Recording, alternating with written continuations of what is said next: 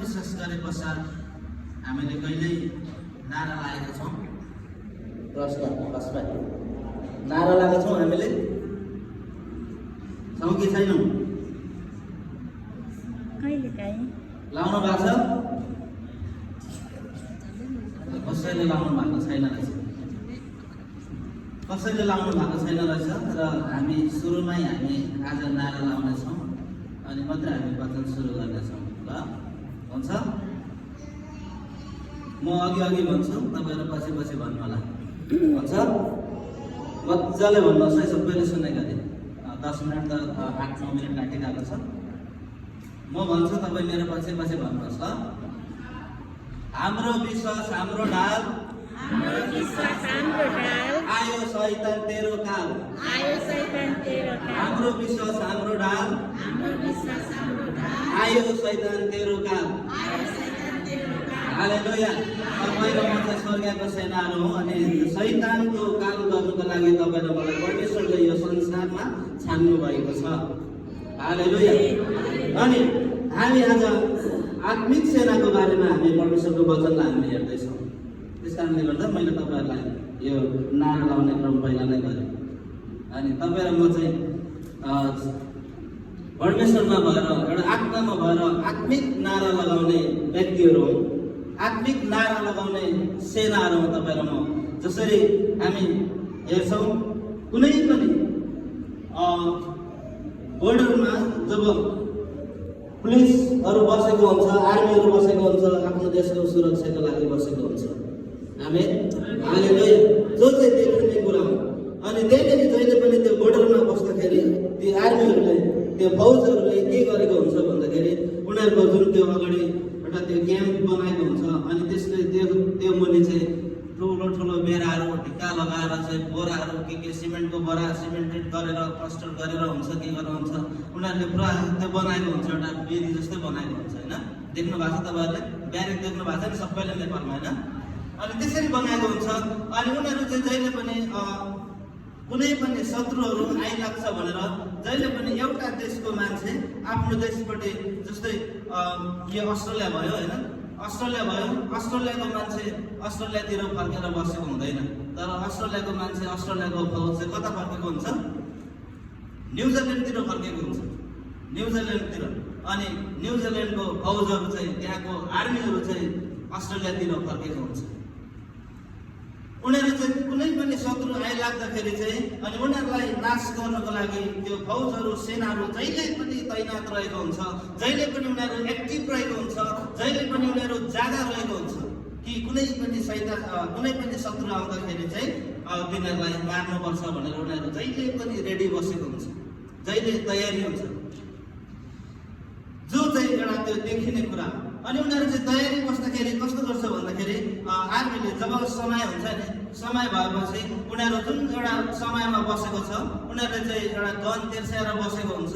अनि उसको समय पुग्नु लागेपछि चाहिँ अर्को व्यक्ति पहिला अब उसको त्यहाँनिर समय अब पुग्नु लागेको छ, ऊ लन्चमा जानुपर्छ अथवा उसको त्यो दिनदेखि अब त्यो समयदेखि छुट्टी हुँदैछ भने अर्को आएर चाहिँ त्यो रेडी बसेको हुन्छ, पहिला गन तेर्स्याएर ऊ रेडी हुन्छ अनि मात्रै त्यो व्यक्ति निस्केर जान्छ। अनि मात्रै त्यो पहिलाको फौज चाहिँ निस्केर जान्छ, पहिलाको त्यो आर्मी चाहिँ निस्केर जान्छ। त्यो चाहिँ किन भन्दाखेरि चाहिँ कुनै बेला पनि जुनै समयमा पनि शत्रुले एट्याक गर्न सक्छ भनेर पहिला रेडी बसेको हुन्छ अनि मात्रै त्यो पहिलाको व्यक्ति निस्केर जान्छ। जो चाहिँ एउटा त्यो देखिने कुरा हो। देखिने कुरामा पनि त्यति साह्रो चाहिँ उनीहरू चाहिँ एउटा तैनात भएर बसेको हुन्छ, जहिले पनि एक्टिभ भएर बसेको हुन्छ भने तपाईँ र म चाहिँ जुन कुराको लागि तपाईँ र म युद्ध गर्दैछौँ, जुन त्यो शैतानको शक्ति हो, त्यो शक्ति आएको चाहिँ तपाईँ र म कहिले पनि हाम्रो शरीरको आँखाले हामी देख्न सक्दैनौँ, आत्मिक आँखाले मात्र त्यसलाई देख्न सक्छौँ। र त्यस कारणले गर्दाखेरि तपाईँ र म जहिले पनि तपाईँ र म तयारी अवस्थामा बसि नै राख्नुपर्छ। हालेलुया। जहिले पनि तयारी अवस्थामा बसि नै राख्नुपर्छ। अनि हामीले अघि नै हामीले वचनको लागि प्रार्थना गरिसकेका छौँ, त्यो भएर मैले वचनको लागि प्रार्थना गरिनँ। अनि जहिले पनि हामी त्यसरी तयार बसिरहेको हुनुपर्छ। कुनै पनि समयमा त्यो शत्रु आउन सक्छ, त्यहाँनिर त्यो फौजहरू जहिले पनि रेडी बसेको हुन्छ। अनि तपाईँ र म पनि एउटा आत्मिक लडत गर्ने सेनाहरू, एउटा तपाईँ र म चाहिँ तपाईँ र म चाहिँ जहिले पनि एउटा आत्मिक लडाइँ गर्ने सेनाहरू जहिले पनि तपाईँ र म आत्मामा तयार भएको हुनुपर्छ। किनभने देहबस चाहिँ कहाँ भेटाउँ र खाइहालौँ भनेर जहिले पनि गर्जिने सिंह चाहिँ ऊ गर्जिँदै हिँडिरहेको हुन्छ। अनि त्यो सिंहलाई चाहिँ ध्वस्त पार्नको लागि, नाश गर्नको लागि तपाईँ र म जहिले पनि रेडी बस्नुपर्छ। हालेलुया। अनि म तपाईँलाई यूहन्ना 15:16 म लान चाहन्छु। यूहन्ना 15:16 तपाईँहरूले कसैले पाउनु भयो भने पढिदिनुहोस्, नभए म आफै पढ्नेछु। यहाँनिर यसरी लेखिएको छ, मलाई तिमीहरूले चुनेनौ, तर मैले तिमीहरूलाई चुने, तिमीहरूलाई नियुक्त गरे कि तिमीहरू जाऊ र फल फलाऊ अनि तिमीहरूको फल रहिरहोस्। यसैले तिमीहरूले पितासँग मेरो नाउँमा जे मागौला उहाँले तिमीहरूलाई सो दिनुहुनेछ। हालेलुया। अनि तपाईँ र मलाई चाहिँ परमेश्वरले चाहिँ उहाँको एउटा स्वर्गीयको सेनाको रूपमा तपाईँ र मलाई बनाउनु भएको छ। कतिचोटि चाहिँ जस्तै अब संसारको कुराहरूमा कुनै पनि काममा जाँदाखेरि तपाईँहरू यहाँ धेरै काम गर्ने मान्छेहरू हुनुहुन्छ, तपाईँहरूले इन्टरभ्यू दिनुपर्छ। तपाईँहरूले दिनुपर्छ। अनि कुनै पनि आर्मी पुलिसमा जाँदा पनि त्यहाँनिर गएर इन्टरभ्यू गरेर त्यहाँको सबै उसको हाइटहरू वेटहरू सबै नापेर मात्रै ऊ पास हुने हो कि होइन। अनि उसले चाहिँ त्यसरी ऊ एउटा प्रतीक्षामा बसेको हुन्छ। तर तपाईँ र मलाई चाहिँ परमेश्वरले कुनै पनि तपाईँ र मेरो एउटा बडी स्ट्रक्चरलाई हेर्नु भएन, हाइटलाई हेर्नु भएन, सुन्दरतालाई हेर्नु भएन, तर परमेश्वरले मात्रै तपाईँ र मेरो हृदयलाई हेर्नुहुन्छ। आमेन। हालेलुया। हृदयलाई हेर्नुहुन्छ। अनि तपाईँ र मैले परमेश्वरलाई हामीले खोजेनौँ संसारको कुरोको लागि, हरेक काम कुरोहरू गर्नुको लागि, हरेक कामहरू पाउनुको लागि, हरेक एउटा नाम कमाउनुको लागि चाहिँ संसारमा मानिसहरूले कति परिश्रम गर्छन्। उसले चाहिँ कति त्यो कामहरू खोजिरहेको हुन्छ, एप्लाईहरू गरिरहेको हुन्छ, रेजुमेहरू लेखिरहेको हुन्छ। तर परमेश्वरले त्यो केही कुरा पनि परमेश्वरले चाहनु भएन। तर परमेश्वरले चाहिँ सरासर तपाईँ र मैले चाहिँ परमेश्वरसँग बसेर इन्टरभ्यू पनि दिनु परेन, रेजुमे पनि लेख्नु परेन। तर परमेश्वरले चाहिँ तपाईँ र मलाई जुन त्यो पापी संसारबाट चाहिँ जुन त्यो एउटा शैतानको शक्ति, शैतानको राज्यबाट चाहिँ तपाईँ र मलाई चाहिँ परमेश्वरको राज्यको निम्ति उहाँले तपाईँ र मलाई चुन्नु भएको छ। अनि तपाईँ र मलाई चाहिँ एउटा स्वर्गीयको सेनाको रूपमा परमेश्वरले तपाईँ र मलाई खडा गर्नुभएको छ कि जति पनि संसारको कुराहरू, संसारको खराबी कुराहरू, संसारको एउटा दुष्टताको अन्धकारको शक्तिहरूलाई नाश पार्नको लागि तपाईँ र मलाई परमेश्वरले एउटा सेनाको रूपमा खडा गर्नुभएको छ। हालेलुया। त्यस कारणले गर्दा तपाईँ र म एउटा स्वर्गीयको सेना भएको कारणले गर्दा जहिले पनि तपाईँ र म आत्मामा एउटा आत्मिक लडाइँको लागि तपाईँ र म जहिले पनि तयारी गर्नुपर्छ।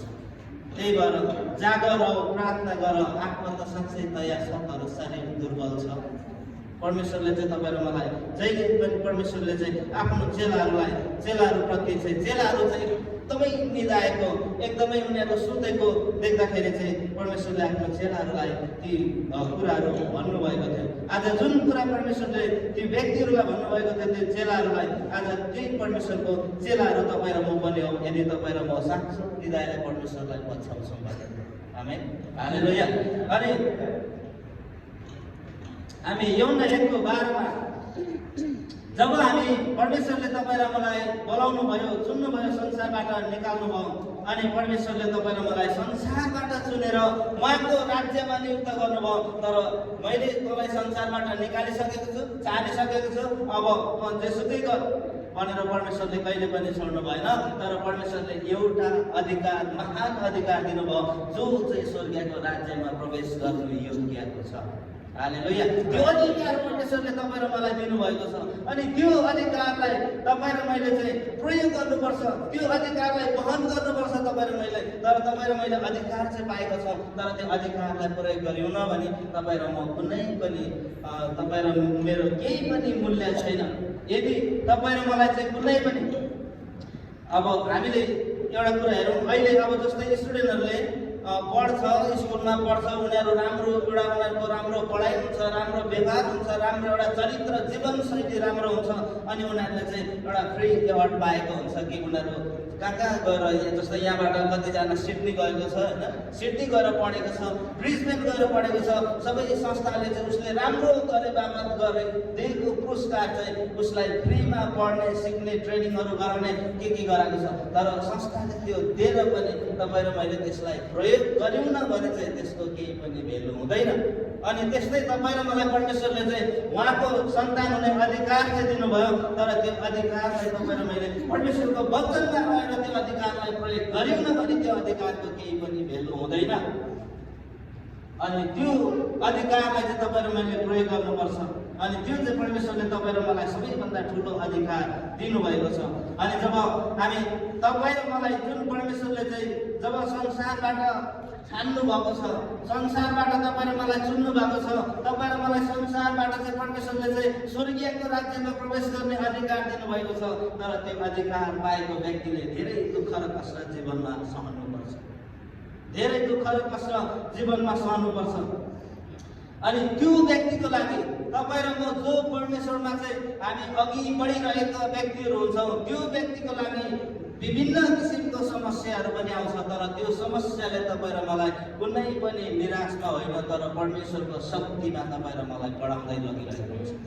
किनभने जब समस्या आउँदैन तपाईँ र मलाई केही पनि वास्ता हुँदैन। जब समस्या आउँछ तब मात्रै तपाईँ र म प्रार्थना गर्छु। हामीले सिधै यो जानु, हामीलाई यो थाहा छ तपाईँ र म विराम भएन भने हामी कहिले पनि प्रार्थना गर्दैनौँ, यादै गर्दैनौँ। तर विराम भयो भने मात्रै तपाईँ र म प्रार्थना गर्छु। अनि मात्र तपाईँ र म परमेश्वरको नजिक हुन्छौँ। अनि परमेश्वरले चाहिँ कसरी हुन्छ तपाईँ र मलाई चाहिँ उहाँको नजिक पुर्याउनको लागि परमेश्वरले विभिन्न माध्यमबाट चाहिँ तपाईँ र मलाई प्रयोग गरि नै राख्नु भएको हुन्छ। तर तपाईँ र म चाहिँ अलिकति के भयो भने यस्तो भयो त्यस्तो भयो, कुरो भएन, सफल भएन, प्रार्थनाको उत्तर आएन, तपाईँ र म चाहिँ खालि के गर्छौँ भन्दाखेरि परमेश्वरलाई धन्यवाद दिनुको साटोमा तपाईँ र म गनगनाइ मात्रै तपाईँ र मेरो भइरहेको हुन्छ। जसरी इजरायलीहरूले गनगन गरेको थियो नि, हो त्यस्तै गनगन मात्रै तपाईँ र मेरो भइरहेको हुन्छ। तपाईँ र मैले जस्तै मैले एउटा कुरा म तपाईँलाई छट्टै मैले सम्झेँ। तपाईँ हामी कुनै कामको लागि अथवा केही राम्रो कुरोको लागि हामी प्रार्थनाको विषय राख्छौँ अनि त्यो प्रार्थना सफल हुन्छ। तपाईँले कुनै पनि काममा जानुको लागि तपाईँले एप्लाई गर्नुहुन्छ अनि त्यो प्रार्थना तपाईँले गर्नुहुन्छ अनि विषय राख्नुहुन्छ अनि त्यो प्रार्थनाको उत्तर तपाईँले पाउनुहुन्छ कि त्यो काम तपाईँले पाइसक्नुभयो। पहिला चाहिँ हामीले कति गन परमेश्वरमा गरेका छौँ, परमेश्वरलाई यस्तो भएन त्यस्तो भएन, मलाई यो चाहियो, यो आवश्यकता छ भनेर हामी भनिराख्छौँ। तर जब त्यो कुरो पाएपछि तपाईँ र म सुनसान रहन्छौँ, हामी त्यसलाई वास्ता गर्दैनौँ। तर परमेश्वरले चाहिँ त्यो काम जुटाए बापत तपाईँ र मैले कुनै दिन परमेश्वरलाई धन्यवादको भेटी हामीले लगाएका छौँ, परमेश्वरलाई दिएका छौँ। कसैले दिनुभएको छ भने हात उठाउनुहोस् त। मैले मेरो प्रार्थनाको उत्तर पाइकन मैले परमेश्वरलाई चाहिँ धन्यवादको भेटी मैले चढाएँ भनेर कसैले चढाउनु भएको छ? हात उठाउनुहोस् त। एकजना त देखेँ त। धन्यवादको भेटी हामीले हुन्छ नि, हाम्रो एउटा भेटी चढाउने हुन्छ, दशंश चढाउने हुन्छ। अनि कुनै पनि एउटा काममा सफल भए बापत तपाईँ र मैले एउटा थ्याङ्क्स गिभिङ भनेर भेटी परमेश्वरलाई दिन सक्छौँ। तर तपाईँ र मैले यो काम कहिले पनि गरेका छैनौँ, मात्रै हामीले गनगन गर्नु जानेका छौँ अनि सफल भइगयो भने ढुक्क बस्न जानेका छौँ होइन। परमेश्वरलाई धन्यवाद होस् मेरो काम सफल भयो हामी भन्छौँ, शब्दले भन्छौँ, तर प्र्याक्टिकलमा हामी कहिले पनि गर्दैनौँ। अनि यो सबै कुरामा तपाईँ र मैले चाहिँ एउटा आत्मिक सेना बन्नको लागि तपाईँ र मेरो हरेक क्षेत्रबाट प्र्याक्टिकल काम पनि हुनुपर्छ। अनि यहाँनिर त्यही कुरा गर्छ। पहिलो पत्रुस 5:8ले भन्छ, सचेत रहो, जागर रहो, तिमीहरूको शत्रु दियाबलस कसलाई भेटाउला र खाइहालौँ भनी गर्जने सिंह झैँ खोजी हिँड्छ।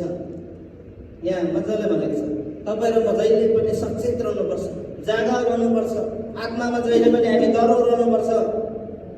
किनभने तपाईँ र मलाई चाहिँ शैतानको शक्तिले चाहिँ तपाईँ र मलाई खोजिरहेको हुन्छ। एउटा गर्जने सिंह जस्तो चाहिँ तपाईँ र मलाई कहाँ भेटौँ, यो कहाँ चुक्छ, यसले कहाँ गल्ती गर्छ, तब म यसलाई लडाइहाल्छु। परमेश्वरले चाहिँ शैतानले चाहिँ त्यो कुरालाई खोजिरहेको हुन्छ अनि त्यो कुरालाई मार्नको लागि तपाईँ र मलाई परमेश्वरले यो शक्ति दिनुभएको छ।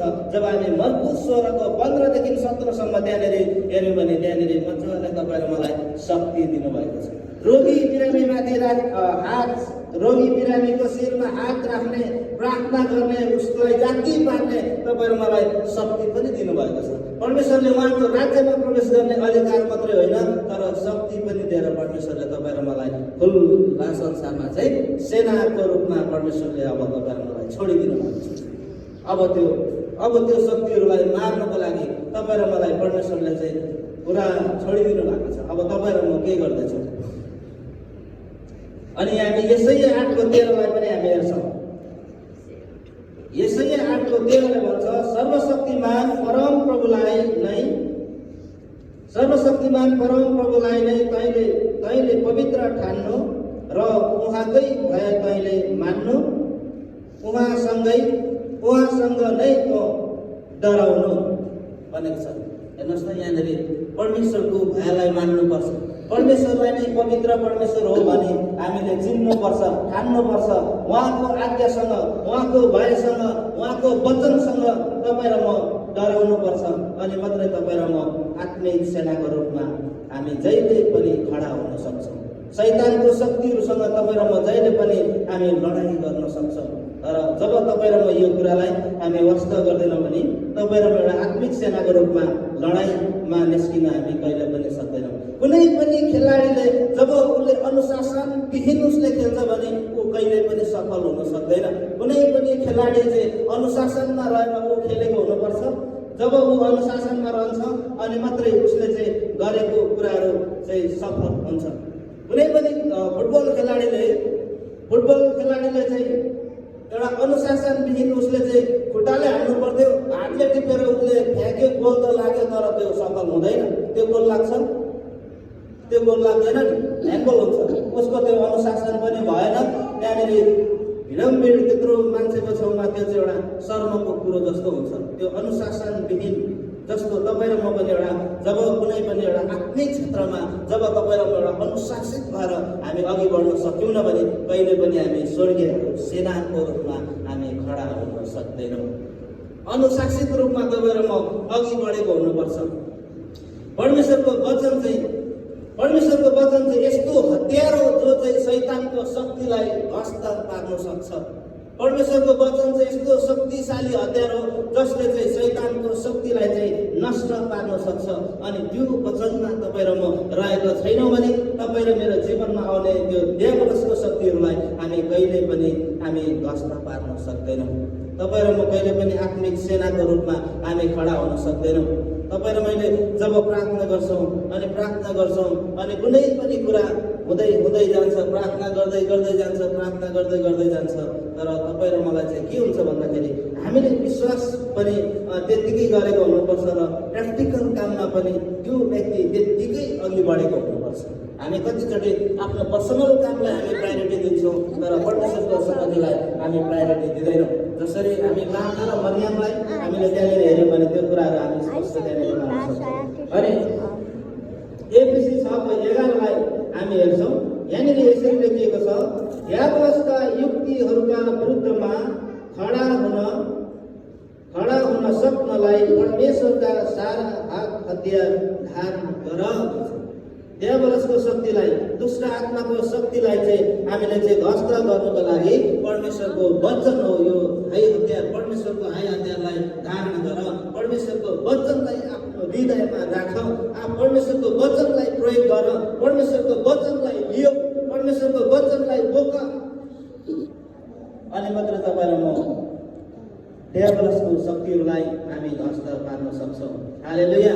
तपाईँ र म चाहिँ दियावलसको शक्तिलाई नष्ट पार्नको लागि तपाईँ र मलाई परमेश्वरले नियुक्त गर्नुभएको छ।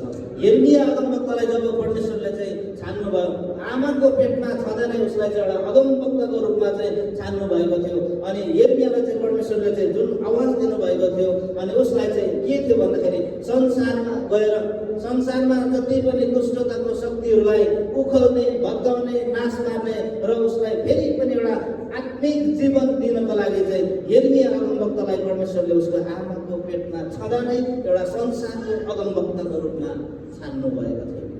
अनि यिर्मियाले सँगसँगै त्यो काम पनि गरे। तर तपाईँ र मलाई पनि विभिन्न क्षेत्रको लागि परमेश्वरले छान्नु भएको छ। तर आज तपाईँ र म त्यही कुराहरू हामी गर्न सकिरहेका हुँदैनौँ, कारण तपाईँ र मैले परमेश्वरको वचनलाई धारणा गर्न सकेका छैनौँ। परमेश्वरको वचनलाई हामीले लिन सकेका छैनौँ। अनि जब हामी प्रकाशको पुस्तकमा हामी जाउँ, प्रकाश 19:14 यसरी भन्छ, स्वर्गका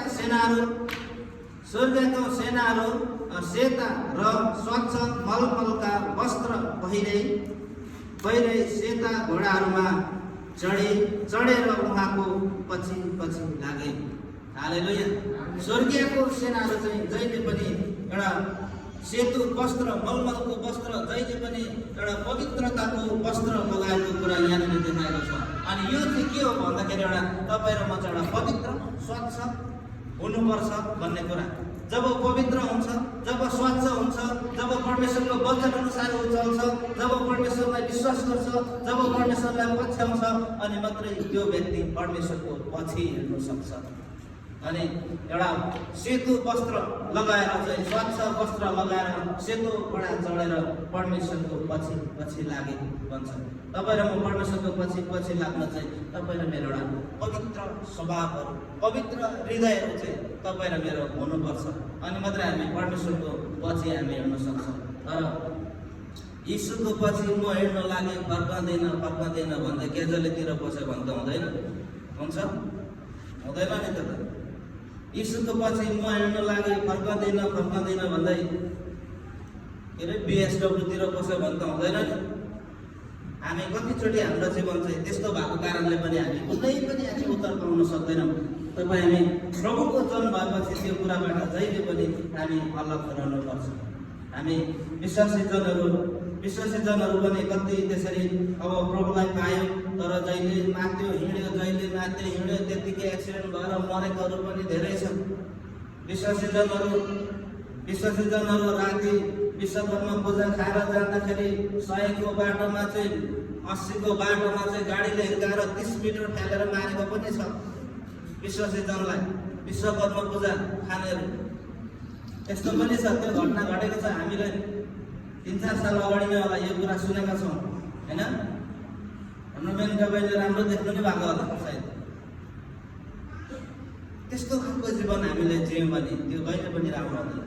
विश्वासी जनहरूमा विश्वास गरेर चाहिँ ग्रहण गरेको छ, बत्तिस्मा गरेको छ, तर उसको लाखुमय जिन्दगी भयो भने ऊ जीवित छ, ऊ हिँडिरहेको छ, तर ऊ हिँड्दै मरिजाने हो कि जस्तो भएर, सुकेर हावाले लडाउने हो कि जस्तो भएर पनि जिइरहेको छ विश्वासी जनहरू।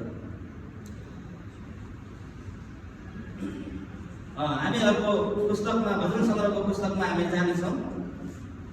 भजन सङ्ग्रह 46:46-9 म जाँदैछु।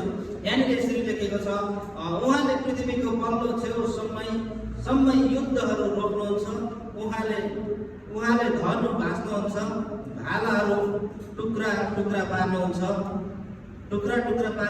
उहाँले ढालहरूलाई आगोले भस्म पार्नुहुन्छ। हालेलुया।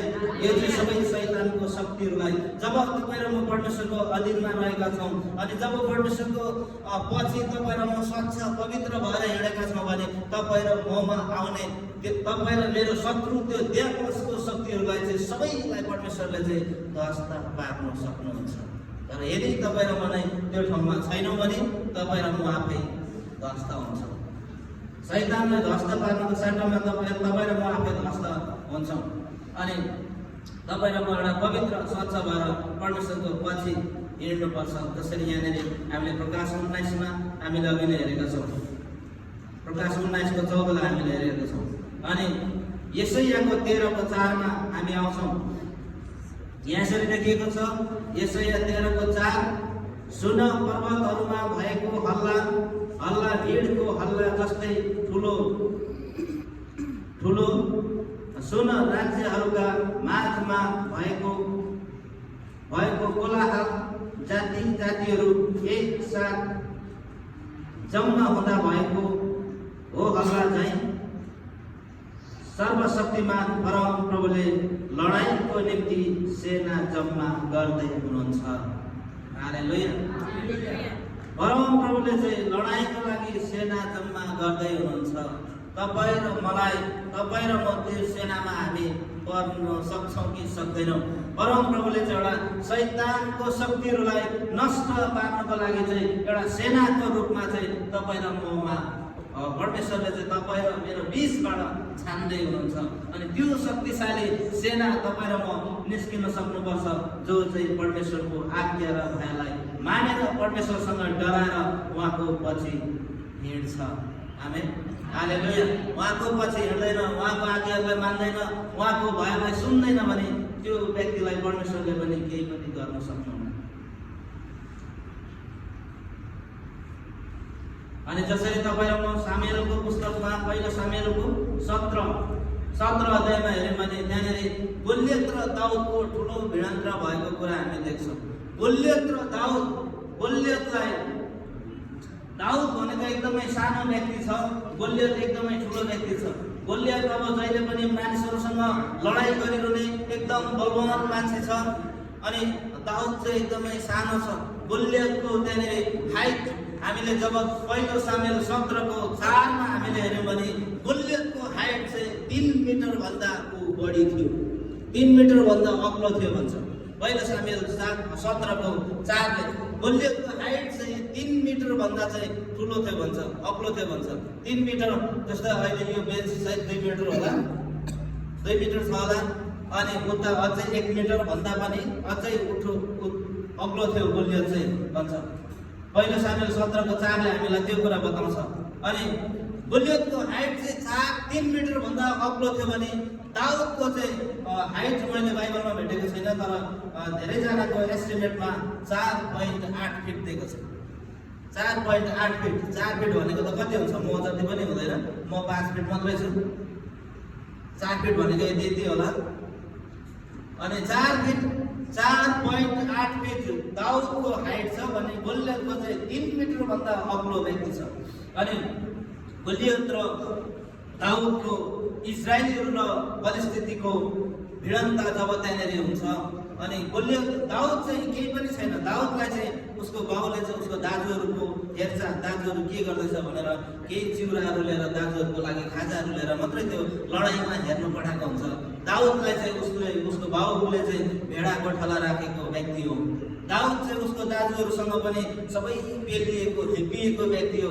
उसको दाजुले पनि सही त्यहाँनिर भनेको छ, त केही पनि त गर्न सक्दैन, त एउटा अड्डेली व्यक्ति, त एउटा कप्टी व्यक्ति, त घमण्डी व्यक्ति, यहाँनिर के हुँदैछ भनेर त हेर्नु रमिता गर्नु मात्रै आएको छस् भनेर आफ्नै दाजुले त्यो पालमा पनि दाउदलाई त्यसरी भनेको छ।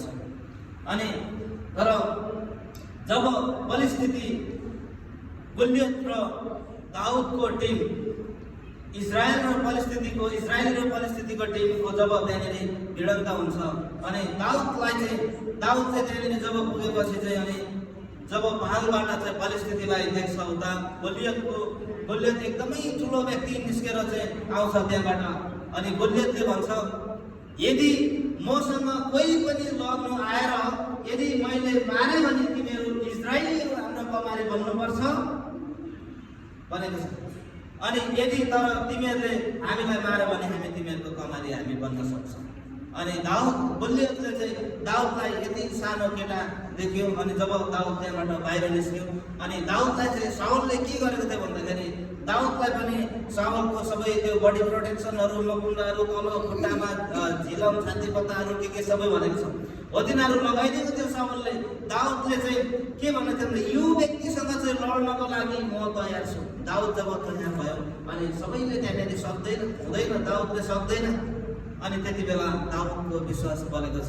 दाउदले चाहिँ मैले मेरो भेडा खाने सिंह र भालुलाई पनि मैले त्यसको रौँ पक्रेर म कुटी कुटी मारेको थिएँ भने त्यो परिस्थितिलाई, त्यो गोलियतलाई मार्नको लागि केही पनि ठुलो कुरो छैन। दाउदको त्यो एउटा आँट आयो। अनि दाउदले अनि जब गोलियत उताबाट निस्क्यो, गोलियत चाहिँ सबै आफ्नो गोलियतको भनेको छ उसको छाती पर्दा जुन एउटा शरीर प्रोटेक्सन मात्रै उसको 60 किलोको थियो भन्छ।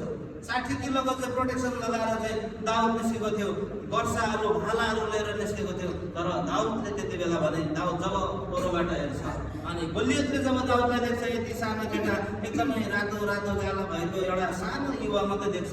अनि त्यसलाई चाहिँ दाउदले चाहिँ गोलियतले चाहिँ दाउदलाई चाहिँ एउटा अचारै बनाउने उसको योजना थियो, तर त्यो गर्न सकेन। दाउदले यहाँनिर के छ भन्दाखेरि गोलियतको चाहिँ उसको एउटा शरीरको ज्ञान बुद्धि बल उसले प्रयोग गरेको छ भने दाउदले चाहिँ परमेश्वरको शक्तिलाई प्रयोग गरेको छ। अनि दाउदलाई केही पनि चाहिएन। जब सावललाई चाहिँ म सक्छु भनेर चाहिँ दाउद तयार हुन्छ अनि सावलले उसलाई पनि दाउदलाई पनि सबै त्यो छाती पताहरू, त्यो बडी प्रोटेक्सनहरू सबै लगाएर चाहिँ तयार गरेको हुन्छ, तयार पारिदिन्छ सावलले। तर दाउदले त्यति बेला भन्छ, उसको धेरै अन्कनाउँछ अनि उसले चाहिँ उसलाई अप्ठ्यारो लाग्छ, म यो लाउँदैन किनभने मलाई यो लाउने बानी छैन, मलाई यो लाउनु पर्दैन भनेर चाहिँ दाउदले त्यहाँनिर भन्छ। अनि त्यति भनेपछि उसले सबै त्यो उसको सबै कुराहरू खोलेर फ्याल्छ।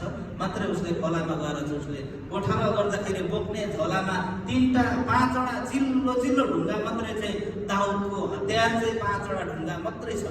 5वटा ढुङ्गा चाहिँ जब उसले त्यो चिल्लो ढुङ्गा लगेर जान्छ अनि जब परिस्थितिको भिड उता देख्छ अनि गोलियतलाई देख्छ अनि दाउद यता छ, उनीहरूको बिचमा चाहिँ एउटा ठुलो त्यहाँनिर चाहिँ एरिया थियो, पल्लो डाँडा र पल्लो डाँडा बसेको व्यक्तिहरू थियो। अनि दाउदले जब एउटा मात्रै ढुङ्गा निकालेर चाहिँ गोलियतलाई आफ्नो गोयत्रमा लगाएर गोलियतलाई हान्छ, त्यो पारिपट्टि गोलियतको टक्कै उसको टिका लाउनै नपर्ने सिधै निधारमा त्यो ढुङ्गा गाडिदिन्छ दाउदले गोलियतलाई।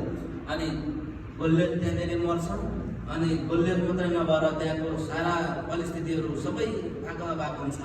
अनि त्यसरी दाउदले चाहिँ जब उसले चाहिँ एउटा विश्वास गरेर अनि दाउदले चाहिँ के भन्छ भन्दाखेरि त मलाई मार्नको लागि तेरो भाला वर्षा तेरो हतियारहरू लिएर आएको छ, तलवारहरू लिएर आएको छ, तर म तँलाई मार्नको लागि तैँले विरोध गरेको परम प्रभुको शक्तिसँग म आउनेछु। जब दाउदले त्यो भन्छ, त्यो भनेर ऊ निस्किन्छ अनि साँच्चै नै दाउदले एकचोटि मात्रै त्यो गोयत्र हान्दाखेरि यत्रो 3 मिटरभन्दा ठुलोको गोलियतलाई 4 फुटको मान्छेले मारेको छ। अनि त्यो चाहिँ दाउदको एउटा विश्वास बलेको थियो। अनि जब हामी बोल्छौँ, कुनै पनि विश्वासमा हामी बोल्छौँ, त्यो काम पुरा हुन्छ। तर त्यो काम पुरा भएपछि तपाईँ र मैले गर्ने कुराहरू, हरेक कुराहरू तपाईँ र मैले प्र्याक्टिकल कुरो पनि गर्नुपर्छ। दाउदले त्यति बोले अनि त्यति गरेपछि चाहिँ के गरे त भन्दाखेरि उसले त्यति मात्रै गरेन, गोलियतको टाउकोलाई पनि काटेर लगेको छ दाउदले। उसले चाहिँ प्र्याक्टिकल पनि त्यहाँनिर देखायो। उसले चाहिँ म गर्छु भनेको थियो, उसको एउटा विश्वास बोलेको थियो अनि प्र्याक्टिकल काममा पनि देखायो। अनि त्यो चाहिँ दाउद चाहिँ एउटा परम प्रभुको सेना, एउटा असल आराधक व्यक्ति हो। ऊ चाहिँ एकदमै दाउद परमेश्वरसँगको एउटा विश्वासयोग्य मानिस हो। अनि विश्वासयोग्य मानिसले त्यसरी काममा सफल भयो भने आज तपाईँ र म पनि त्यस्तै विश्वासयोग्य हामी हुन्छौँ भने तपाईँ र मेरो जीवनबाट हरेक काम सफल हुन्छ। हालेलुया, सफल हुन्छ।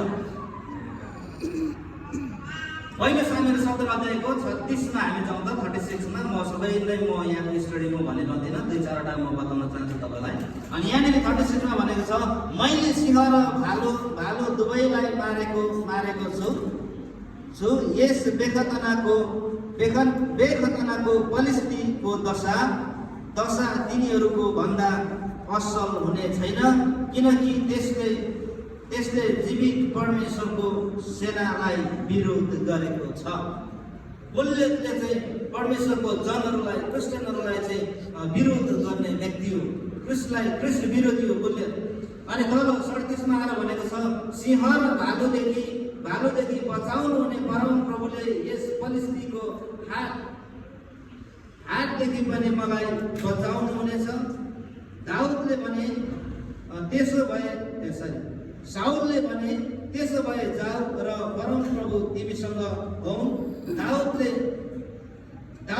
जवाब दिए, तँ त मसँग लड्न तरवार, भाला र वर्षा लिएर आएको छस्, तर म तँसँग लड्न तैँले विरोध गरेको इजरायलका फौजहरूका परमेश्वर सर्वशक्तिमान परमप्रभुको नाउँमा आएको छु। हालेलुया। जब परमप्रभुको नाउँमा विश्वासको साथ काम गर्छ भने त्यो काम सफल हुन्छ। अनि यहाँनिर दाउदले कुनै पनि त्यस्तो सरसामानहरू लिएर निस्केको छैन। अनि तल 50 मा आएर भन्छ, यसरी दाउद आफ्नो गोइत्रो र ढुङ्गाले विजयी भए, आफूसित तरवार भए तापनि तिनले गोलियतलाई हिर्काएर लडाए र मारे भनेको छ। गोलियतसँग तरवार, भाला, वर्षा जे भए तापनि दाउदले चाहिँ गोइत्रोले मात्रै हिर्काएर मारे भन्छ। अनि त्यसै कारणले गर्दाखेरि परमेश्वरको वचन चाहिँ सबैभन्दा ठुलो हतियार हो, जो चाहिँ शैतानको शक्तिलाई ध्वस्त पार्न सक्छ। हालेलुया। अनि यहाँनिर गोलियतको मैले अघि तपाईँलाई बताएँ 3 मिटरभन्दा बढी गोलियतको हाइट। अनि दाउदको हाइट चाहिँ भनेको 4 फिट 8 इन्चीको मात्रै छ। अनि त्यति सानो व्यक्तिले त्यसरी मारेको कुरा हामी पाउँछौँ। यदि तपाईँ र मैले पनि साँच्चै प्रकारले तपाईँ र एउटा आत्मिक सेनाको रूपमा हामी खडा हुन्छौँ भने तपाईँ र मेरो विश्वास बढ्नुपर्छ अनि प्र्याक्टिकलमा पनि उफ्रिनुपर्छ। प्र्याक्टिकल कुरा मैले अघि भने, तपाईँ र म कुनै परमेश्वरमा सफलता भएको कुराहरूमा तपाईँ र म एउटा परमेश्वरलाई धन्यवादको भेटीहरू पनि हामी लिफामा लगाएर हामी बेच्न ल्याउन सक्छौँ। यो कतिजनालाई यो ज्ञान नहोला, हामी ज्ञानमा चाहिँ यो कामहरू पनि हामी सबैले चर्चमा सबैलाई ज्ञान थियो यो कुराहरू, तर यहाँनिर अब त्यो ज्ञानहरू नहोला। अब यहाँ त कति त अब सेन्ट्रलिङले दिएको पैसा त सँगसँगै निकाल्नु पर्दैन भन्ने पनि छ होइन। कमाएको त दिनुपर्छ भने त्यो त झन् त्यसै दिएको। र अब हामी वचनलाई हामी यहीँ राखौँ। अब हामी प्रभुको सेवकाईमा हामी जानेछौँ।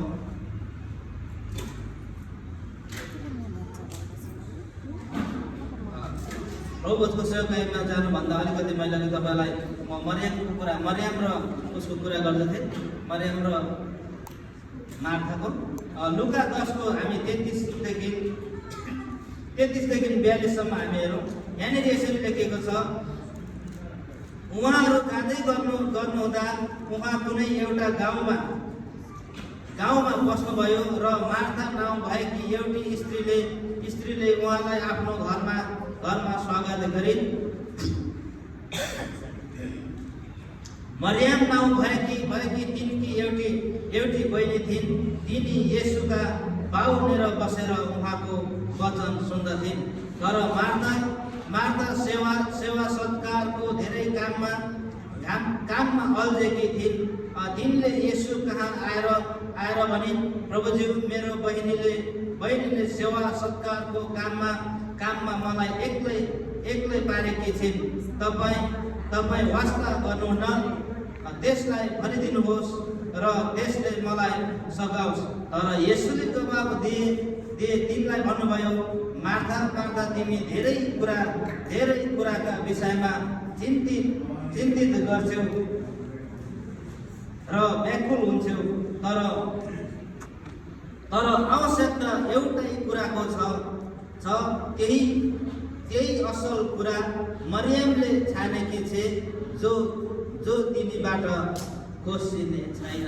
हालेलुया। हामीले हरेक आफ्नो पर्सनल काम कुरोलाई छोडेर परमेश्वरको सङ्गति गरेको कुरा चाहिँ कहिले पनि त्यो छोडिने छैन। तर हाम्रो पर्सनल काम भनेको भोलि हुन्छ, पर्सि हुन्छ, अथवा त्यसले जति काम गरे त्यही दिन त्यही समयको लागि सीमित हुन्छ भने त्यो सबै काम कुरोलाई छोडेर परमेश्वरको काम गरेको, परमेश्वरको सङ्गति हिँडेको चाहिँ कहिले पनि कसैले पनि खोज्नेवाला छैन। अनि त्यस कारणले गर्दाखेरि सेवा सत्कारमा अल्झेर होइन, जो चाहिँ उसले काम गरेको छ त्यो चाहिँ कहिले पनि बसिने छैन। सेवा सत्कारमा अल्झिनु ठुलो कुरो होइन, घरको धन्दापातमा अल्झिनु ठुलो कुरो होइन। त्यो चाहिँ केही छिनको लागि मात्रै हो, क्षणिक समयको लागि मात्रै हो। तर जुन काम गरेको छ, सधैँ प्रभुको वचन सुनेर बसेको छ, सधैँ सेवा सङ्गति गरेको छ, त्यो चाहिँ कहिले पनि काहीँ पनि बसिनेवाला छैन। त्यो चाहिँ असल हो भन्ने कुरा हामी यहाँनिर पाउँछौँ। अनि पहिलो तिमोथी 23:5 जब हामी हेर्छौँ, ख्रीष्ट येशूका असल सिपाही चाहिँ दुःख भोगमा हामीसँग सहभागी हौ। सेनामा भर्ना भएको सिपाही अरू धन्दामा अल्झिँदैन, किनकि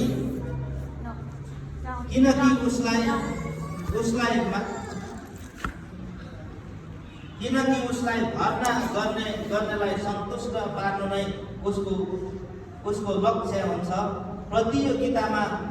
प्रतियोगितामा नियम बमोजिम भाग नलिएसम्म कुनै खेलाडीले पनि इनाम पाउन सक्दैन भनेको छ। अनि यहाँनिर के कुरा गरेको छ भन्दाखेरि, यदि तपाईँ र म सिपाहीहरू हौँ भने, यदि तपाईँ र म आत्मिक सेनाहरू हौँ भने, त्यो आत्मिक सेनाहरू कहिले पनि घरको पर्सनल काममा अल्झेर बस्दैन। यदि तपाईँ र म साँचो आत्मिक सेना, साँचो प्रभुको जन हौँ भने तपाईँ र म एउटा पर्सनल काममा, घरको कुराहरूमा हामी कहिले पनि अल्झेर बस्दैन। किनभने त्यो सेना चाहिँ त्यो सेना जुन ठाउँमा भर्ती भएको हुन्छ, त्यो सेना जुन ठाउँमा नियुक्ति भएको हुन्छ, अनि जसले नियुक्त गराउँदैछ त्यो व्यक्तिलाई खुसी पार्नको लागि अथवा मालिकलाई खुसी पार्नको लागि एउटा नोकरी जहिले पनि परिश्रमी हुन्छ। अनि त्यो सेनाले चाहिँ उसको मालिकलाई खुसी पार्नको लागि जहिले पनि ऊ भिडन्तमै अघि नै बढिरहेको हुन्छ। ऊ जहिले पनि आफ्नो ड्युटीमा खटिएको हुन्छ। अनि त्यसै कारणले गर्दा तपाईँ र म एउटा परमेश्वरको एउटा स्वर्गीयको सेनाहरू हौँ भने एउटा हाम्रो परमेश्वरलाई चाहिँ खुसी पार्न, हाम्रो मालिकलाई खुसी पार्नको लागि निरन्तर तपाईँ र मेरो सेवा सङ्गति भइ नै राख्नुपर्छ। हालेलुया। तर तपाईँ र म धेरैचोटि आफ्नो पर्सनल काममा अल्झेर जब हामी बस्छौँ, यो कुनै पनि बाइबलको वचन अनुसार कुनै पनि आशिष यहाँनिर छैन। कुनै पनि काम धन्दामा आफ्नो पर्सनल कुरोमा अल्झिने होइन। यदि साँचो आत्मिक सिपाही हो भने परमेश्वरलाई खुसी पार्नको लागि तपाईँ र मैले सिपाहीकै काम गरे जस्तै तपाईँ र म आत्मिक क्षेत्रको काम गरि नै राख्नुपर्छ। हुन्छ, अब चाहिँ हामी प्रभुको सेवाकाईमा हामी जानेछौँ।